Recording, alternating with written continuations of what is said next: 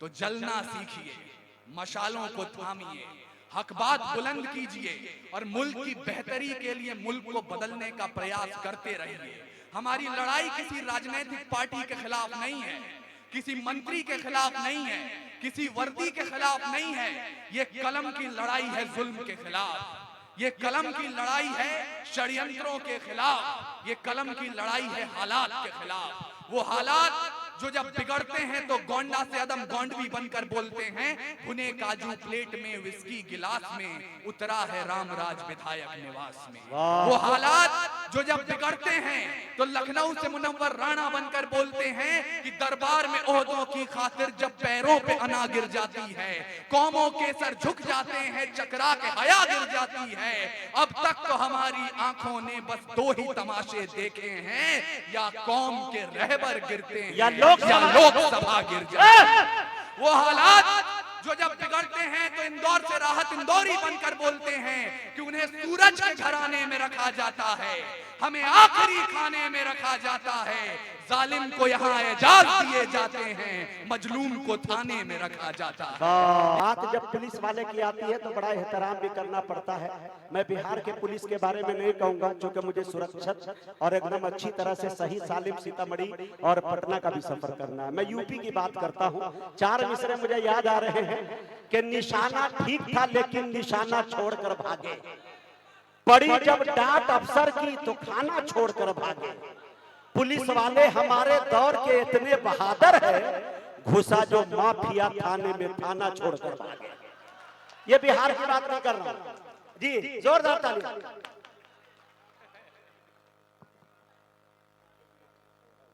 मां सरस्वती को नमन करता हूं। रामधारी सिंह दिनकर, दुष्यंत कुमार और राहत इंदौरी की रिवायत की ओर से सतमलपुर की इस जिंदा जमीन को सलाम पेश कर रहा हूं, स्वीकार कर। इस मंच की सबसे छोटी, सबसे साधारण कलम हूं, सबसे छोटा काव्य पाठ आपके बीच करूंगा। और मुझे लगता है हिंदी डायस का इकलौता नाम यहाँ पर, तो मैं हिंदी माँ का बेटा अपनी मौसी उर्दू के घर आया हूँ, तो मैं आपसे मोहब्बतों की ज्यादा उम्मीद रखता हूँ। बिल्कुल ज्यादा गुफ्तगू नहीं करूंगा। जहां शायरा बैठी हूं, जहां इतने बड़े मुशायरे के नाम बैठे हों, ये तो नहीं कहता मैं कोई कवि कोई शायर, लेकिन 2 मिनट का वक्त दीजिएगा मुझे, और अगले 2 मिनट के बाद हजरात अगर आप अपने मोबाइल फोन अपने साथ लाएं, इस जगह का तापमान देखिएगा 10 डिग्री उठ नहीं गया, तो यहाँ से बैठने के बाद मुझे क्या तापमान है भाई, तारीख गवाही देगी। मैं 2 पंक्तियों पर आपका और अपना दोनों का इम्तिहान ले रहा हूँ। ये जो 200-250 साल का संघर्ष है, जिसके बाद हमने 3000 जातियां, 3500 उपजातियां, 27 राज्य, 7 केंद्रीय शासित प्रदेश और 650 कबीलों का ये मुल्क तैयार किया। ये ऐसे ही नहीं हुआ था, तारीख गवाही देगी। इस लाल हकीकत की खाना खाना पे तलवारों की रणगान बनाया है। क्या बात है, तारीख गवाही देगी।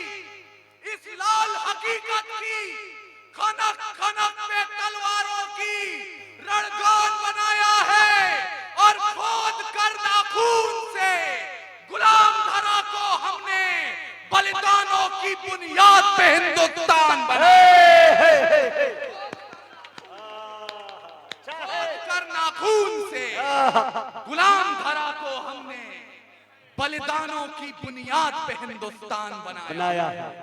और आप सोच रहे होंगे कि मुशायरे में हम यहाँ आए हैं, तो वसीम भाई ने भी बात शुरू की तो तिरंगे पे ले गए। ये महबूबाओं की जुल्फों की बात होनी चाहिए, अपने बीते हुए दिनों को हमें याद करना चाहिए। पर मुझे क्षमा कीजिएगा, ये कमसिन सी कलियां, ये महकती हवाएं, ये पायल की छमछम जो पास बुलाएं, ये कमसिन सी कलियां, ये महकती हवाएं, ये पायल की छमछम जो पास बुलाएं, ये रुखसार की लाली, ये जुल्फों के साए, ये कमर की लचकन, ये गुंजित सदाएं। क्या ये कैसे कैसे तजुर्बे हैं भाई आपके, भाई आज पता चला। निगाहें हैं कि सीसी कैमरा है। ये कमर की लचकन, ये गुंजित सदाएं, ये मोहब्बत की बातें, ये महबूब की यादें, ये बुझते चरागों को बेशक हवा दें। इन्हीं की बदौलत है महफिल में रौनक, इन्हीं से वफा की अशरफी दमकती, इन्हीं से हिज्र की रातें हैं कटती, इन्हीं से जवानों की आंखें चमकती। पर हमें आग पीने दो जिंदा जवानों कि सूरज का हमको भरोसा नहीं। हमें आग पीने दो जिंदा जवानों की सूरज का हमको भरोसा नहीं है। लड़े हैं सदा ही मशालों को लेके, अंधेरे को हमने भी कोसा नहीं है। न आंखों को झीलों से तशबीह दी है, न जुल्फों को बादल का नाम दिया। न आंखों को झीलों से तशबीह दी है, न जुल्फों को बादल का नाम दिया। न होठों को उनके है चंदा कहा, न रातों की हाथों को जाम दिया। जवानों के हाथों की उल्टी तड़प को शमशीर ही दी है, गुलाब नहीं। उनके नहाने के बाद भी पानी को पानी कहा है, शराब नहीं। हम ही है राणा और बिस्मिल भगत, यूं ही रूप अपने बदलते रहेंगे। और भारत को उजाले की पड़ी जो जरूरत, तो जलते रहे हैं और जलते रहे। हम ही है राणा और बिस्मिल भगत, यूं ही रूप अपने बदलते रहेंगे। और भारत को उजाले की पड़ी जो जरूरत, तो जलते रहे हैं और जलते रहेंगे। तो जलना सीखिए, मशालों को थामिए, हक बात बुलंद कीजिए और मुल्क की बेहतरी के लिए मुल्क को बदलने का प्रयास करते रहिए। हमारी लड़ाई किसी राजनीतिक पार्टी के खिलाफ नहीं है, किसी मंत्री के खिलाफ नहीं है, किसी वर्दी के खिलाफ नहीं है। ये कलम की लड़ाई है जुल्म के खिलाफ, ये कलम की लड़ाई है षड्यंत्रों के खिलाफ, ये कलम की लड़ाई है हालात के खिलाफ। वो हालात जो जब बिगड़ते हैं तो गोंडा से अदम गोंडवी बनकर बोलते हैं, भुने काजू प्लेट में विस्की गिलास में, उतरा है रामराज विधायक निवास में। वो हालात जो जब बिगड़ते हैं तो लखनऊ से मुनव्वर राणा बनकर बोलते हैं कि दरबार में ओहदों की खातिर जब पैरों पे अना गिर जाती है, कौमों के सर झुक जाते हैं, चकरा के हया गिर जाती है। अब तक तो हमारी आंखों ने बस दो ही तमाशे देखे हैं, या कौम के रहबर गिरते हैं या लोकसभा गिर जाए। वो हालात जो जब बिगड़ते हैं तो इंदौर से राहत इंदौरी बनकर बोलते हैं कि उन्हें सूरज के घराने में रखा जाता है, हमें आखिरी खाने में रखा जाता है। जालिम को यहाँ एजाज दिए जाते हैं, मजलूम को थाने में रखा जाता है। ये हालातों को बदलने का प्रयास कर रहे हैं और इन्हें बदलने के लिए अगर आप तैयार हैं तो मैं शुरू होना चाहता हूँ। 6 पंक्तियां अपना परिचय दे रहा हूँ, संभालिएगा। हास्य की भाषा नहीं लिखी है, ना ही गजल सुनाता हूँ, कविता लिखनी नहीं है आती, चीखे लिखते जाता हूँ। देश मेरा जल रहा है, आग लगी है सीने में, हुक्मरान सब व्यस्त दिखे हैं खून गरीब का पीने में। तो हिंदूवाद या इस्लाम का पक्ष नहीं मैं लाया हूँ, घायल भारत चीख रहा है, चीख सुनाने आया हूँ। घायल भारत चीख रहा है, चीख सुनाने आया हूं। और ये भारत आइए इस्तकबाल जी जी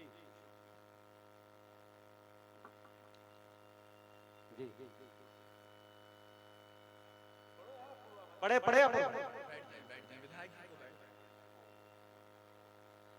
अशोक कुमार हमारे विधायक जी उर्फ मुन्ना तशरीफ लाए हैं, हम उनका स्वागत करते हैं। माशाल्लाह तमाम हमारे चीफ गेस्ट वगैरह तशरीफ ला चुके हैं। तमाम ही लोगों का कमेटी की तरफ से हम इस्तकबाल करते हैं। माइक पर एक अच्छा कवि इनकलाबी शायर आपके दरमियान है, दिलों को खोल कर सुने दोस्तों। जोरदार तालियों से इस्तकबाल करें इस कवि का, माहौल बनाया है। घायल भारत चीख रहा है, चीख सुनाने आया हूं। और ये भारत सिर्फ सरहदों पर घायल नहीं होता है, जब मंदिर मस्जिद के नाम पर हथियार उठाया जाता है। और मुझे बताइएगा सतमलपुर वालों कि खुदा ने अगर दिल में इबादत के लिए इश्क दिया है तो रगों में इंकलाब के लिए खून भी दिया है। उस खून की हरारत को भी जिंदा रखिए।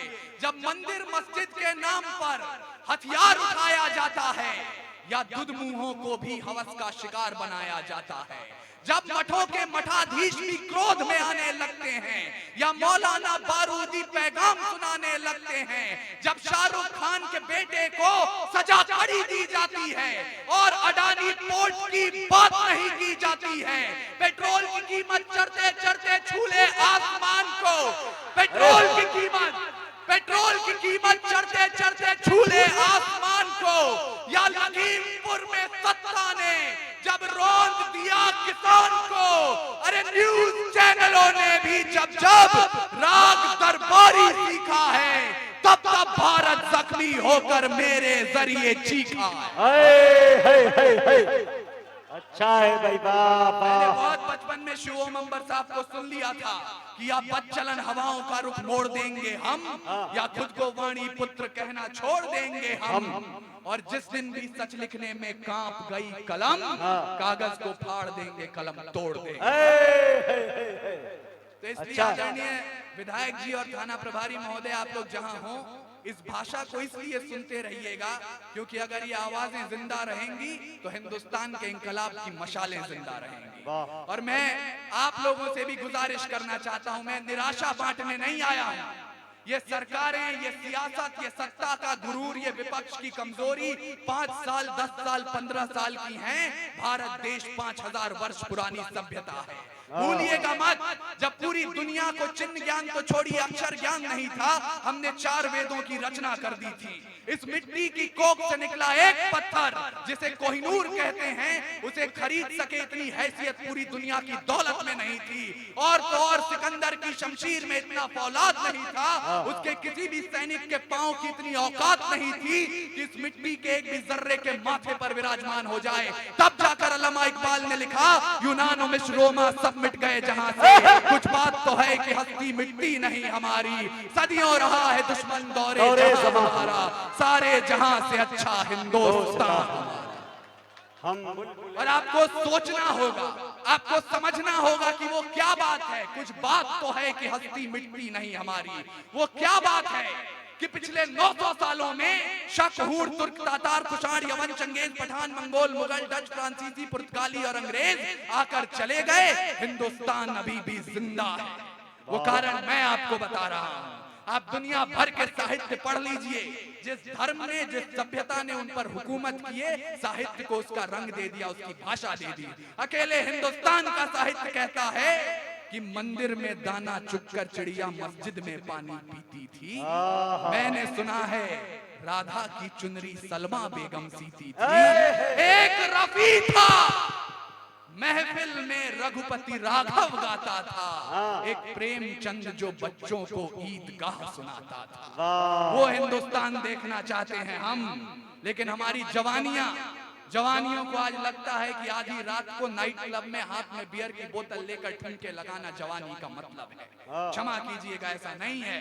खुदी राम ने खुददारी से हंसकर जिसका दान दिया, भगत सिंह ने चूमा फंदा और जिसे कुर्बान किया, आगोश में जिसके सुभाष से निकले लश्कर हिंद बनाया था, फतेह सिंह और जोरावर ने दहलीज में जिसे ठुकराया था, संघर्षों में बुनियाद बनी जो आजादी के बोल की, सुलग रही थी गर्भनाल में शेखर के पिस्तौल की, और खिल रही थी रोम रोम में अशफाकुल्ला खान के, वही जवानी दौड़ रही है खून में हिंदुस्तान। क्या बात है, बहुत अच्छे भाई। वही जवानी दौड़ रही है खून में हिंदुस्तान के। लेकिन इस जवानी में कलकत्ते में जो होते हुए देखा है, इसने मणिपुर में जो होते हुए देखा है, आप बच्चों को लाख अहिंसा पढ़ा लीजिए, प्रत्यक्ष क्या है मैं बता रहा हूं। बाज का खतरा सदा रहा है चिड़ियों की मुस्कानों पर। क्या बात है, इस बात को रेखांकित कीजिएगा।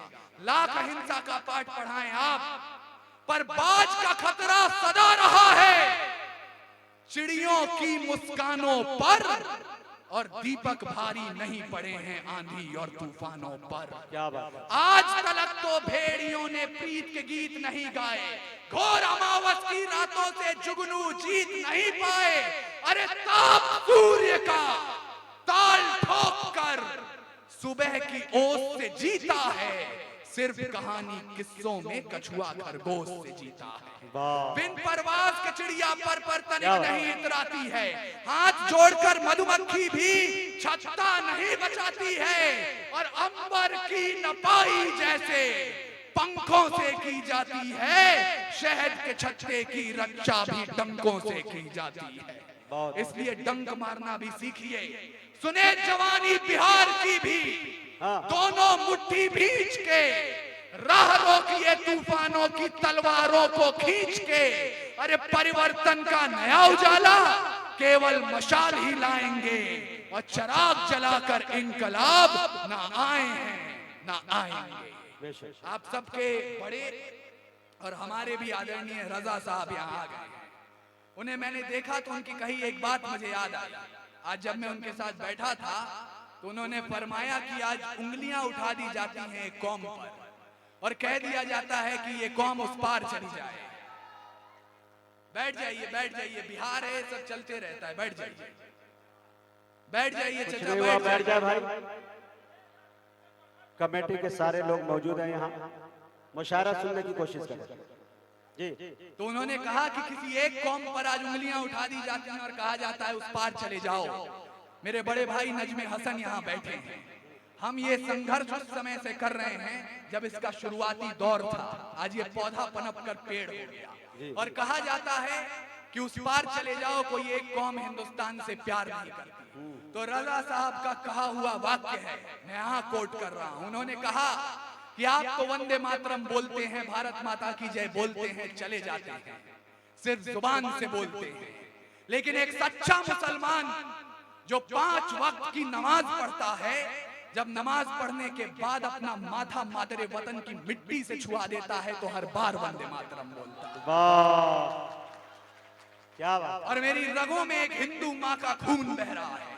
उसके बाद भी मैं आपसे कहना चाहता हूं, जितना मैंने इस्लाम को समझा है और कुरान को समझा है, कुरान में लिखा है अगर पानी की कमी हो और नमाज अदा करनी हो, आप उससे पहले वतन की मिट्टी से वजू कर लें, तब भी नमाज कबूल हो। क्या बात। और ये आजादी का इतिहास है। इतिहास के पन्ने पलट के देखिएगा, जब जलियांवाला बाग में जनरल डायर ने गोली चलाने का आदेश दे दिया तो उनसे पूछा गया क्यों चलवाई थी गोली, बोले पठान भाग रहे थे इसलिए गोली चलानी पड़ गई। तब अब्दुल गफ्फार खान ने खड़े होकर कहा था कि अगर गोरी सरकार एक भी पठान की पीठ पे गोली दिखा दे तो मुसलमान उसी समय आजादी के संग्राम से पीछे हट जाएंगे।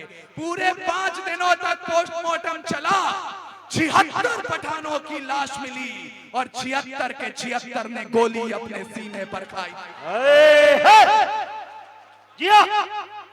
और मैं इसलिए बोल रहा हूं क्योंकि ये इस मंच का काम है जोड़ना, तोड़ना खादी का काम होगा, मंच का काम है जोड़ना। और मैं अपने बड़ों से सुनते आया हूं, कविता और शायरी कभी भी सियासत का समर्थन नहीं करती है। जिस दिन शायरी सत्ता के समर्थन में उतर आती है उस दिन या तो सरकार गिरती है या शायरी मरती है। हमें दोनों में से कोई काम नहीं करना है। और मुझे माफ करेंगे, लेकिन अगर कोई बैठे हो तो अपने बड़ों तक ये बात पहुंचाइएगा कि हमारे मुल्क में मुसलमानों की पहचान अजमल कसाब से नहीं होती जो ताज होटल में घुसकर 166 लोगों को मौत के घाट उतार दे। हमारे देश में मुसलमानों की पहचान होती है तो कब्रिस्तान के उन खुददार रखवालों से जो बंबई कब्रिस्तान के गेट पर खड़े हो गए और बोले मर जाएंगे लेकिन इस नापाक जिस्म को अपने कब्रिस्तान में दफन नहीं होने।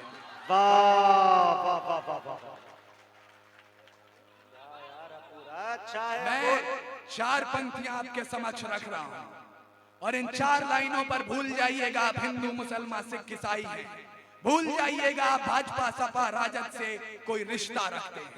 सिर्फ भारत माँ के बेटे और भारत माँ की वीरांगनाएं सुने और मुझे बताएं, ये संकल्प लीजिए, आज सतमलपुर की मिट्टी को अपनी मुट्ठियों में उठाकर कसम लीजिए कि रावण नहीं हम पलने देंगे साधुओं के वेश।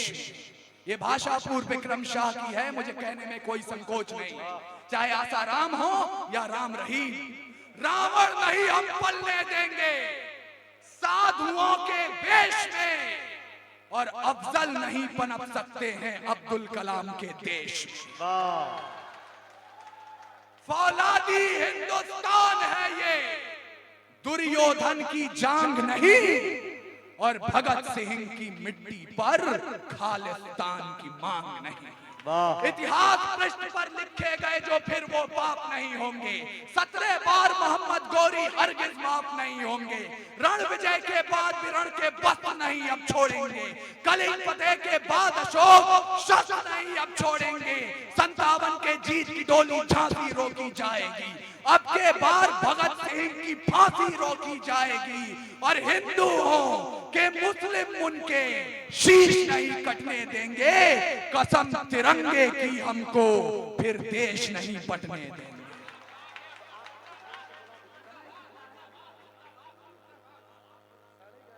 आदरणीय अभी वसीम भाई ने आजादी की बात की थी। आजादी के संग्राम को आपके समक्ष रखा था। जिस नींव पर भारत की इमारत खड़ी है उसे आपके सामने रखा था, उन्हें भूलिएगा मत।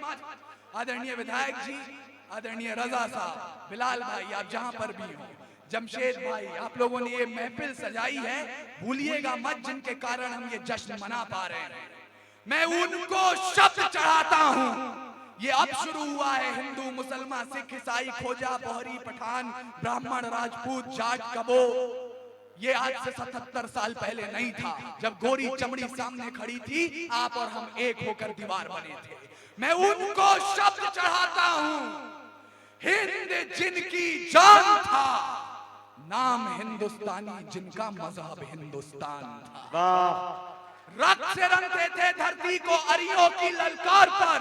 जय हिंद का नारा सदा लिखा था जेलों की दीवार पर। और बदन पे बंधी थी बेड़ियां, दिल मगर आजाद था। और रक्त के अंतिम कतरे में भी भारत जिंदाबाद था। हम वहां से देश को यहां पर लेकर आए और आज भी कह दिया जाता है, दे दी हमें आजादी बिना खड्ग बिना ढाल, साबरमती के संत तूने कर दिया कमाल। मुझे क्षमा करेंगे, भारत छोड़ो का नारा, इंकलाब जिंदाबाद का नारा सिर्फ कागज और कलम से नहीं हुआ था। सिर्फ चरखा काटने से आजादी नहीं मिली थी। अरे गुलाम निराश इतिहास को तब शौर्य की झंकार मिली। तात्या की तलवार के संग जब झांसी की तलवार मिली।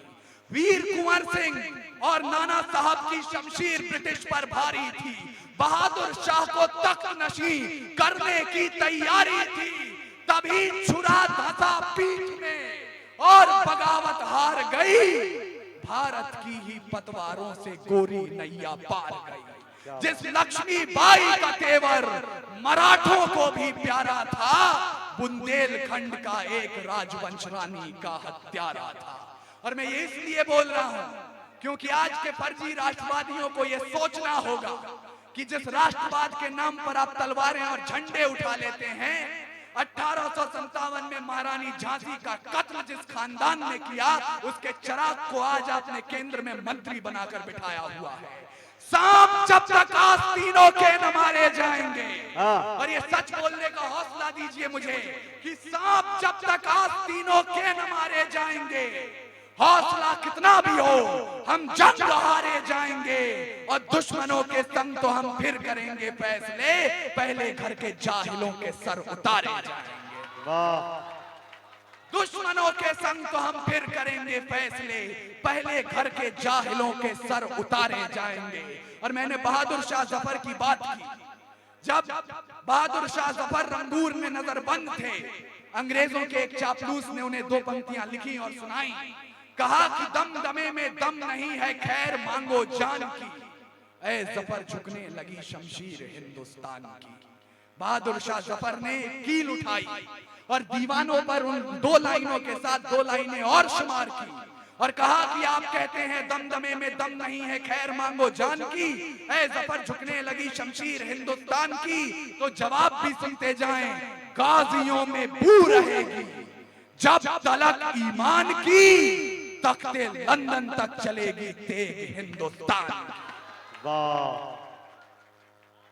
ये वतन परस्ती का जुनून और जज्बा है जो आपके समक्ष है। लेकिन लोग कहते हैं मुझसे ये राज खोलना ठीक नहीं, जहां बात हो मजहब की वहां बोलना ठीक नहीं। मंदिर मठ के मालिक हैं, जो मस्जिद के पहरेदार हैं, उनकी दालानों में पलते दिल्ली के दरबार हैं। उन लोगों को हाथ जोड़कर गले लगाना चाहिए, उनकी तारीफों से भरा गीत सुनाना चाहिए। अरे भूल गए उनके कारण कब्र बनाई जाती है और कहीं शमशानों में चिता जलाई जाती है। कुछ लोगों की जमीर बिकी तो मजहब नीलाम हो गए, वोट मांगने वालों का भी नारा राम हो गए। अरे गद्दारों ने घंटी गुंबद को तर्क करना सिखा दिया, अम्मी और माँ में भी फर्क करना सिखा दिया। हम उस फर्क को मिटाना चाहते हैं और इसलिए अंतिम पंक्तियां मुझे विदा कीजिएगा। आप लोग जो यहाँ पर आए और अपना कीमती समय इस मुशायरे को, इस कवि सम्मेलन को दे रहे हैं, वो इन लोगों की मेहनत से, शायरों की मेहनत से और आपकी मेहनत से सफल होता है। एक कसम उठाइए और मुझे विदा कीजिए कि सच्चाई की आवाज है, ये बंद ना हो पाएगी और तिमिर की घोषणा बुलंद ना हो पाएगी। वाणी का जय घोष कभी हथियार नहीं डालता, कातिलों की झोली में ये प्यार नहीं डालता। भारत की आन रहे शीश भी कटाएंगे, सरहद से आवाज आए खून भी बहाएंगे और लहू की रवानी में उफान होना चाहिए, अंबर से भी ऊंचा हिंदुस्तान।